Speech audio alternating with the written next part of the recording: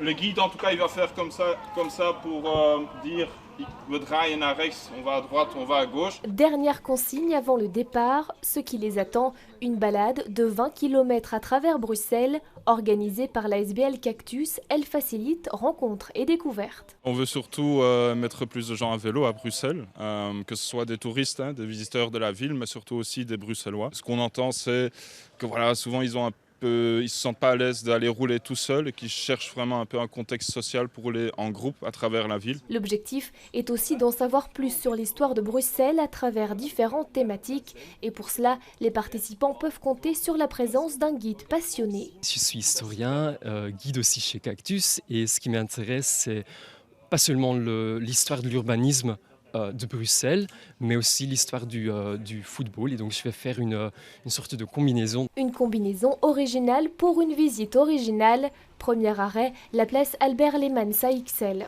L'évolution vers les années 1900, c'est énorme, c'est impressionnant.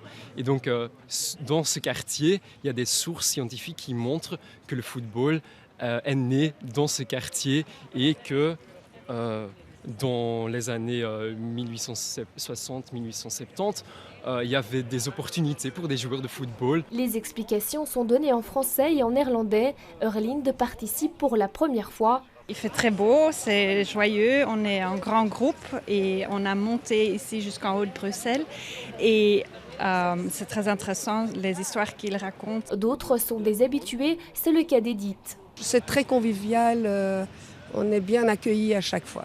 Parmi les incontournables, le stade des Trois-Tilleuls à Watermal-Boisfort. C'était le deuxième stade de Racing Club de Bruxelles qui a été construit en 1948. Et donc c'est après le stade de Heysel, c'est le deuxième stade le plus grand de la Belgique. Plusieurs balades sont organisées tout l'été, de quoi découvrir ou redécouvrir la capitale autrement.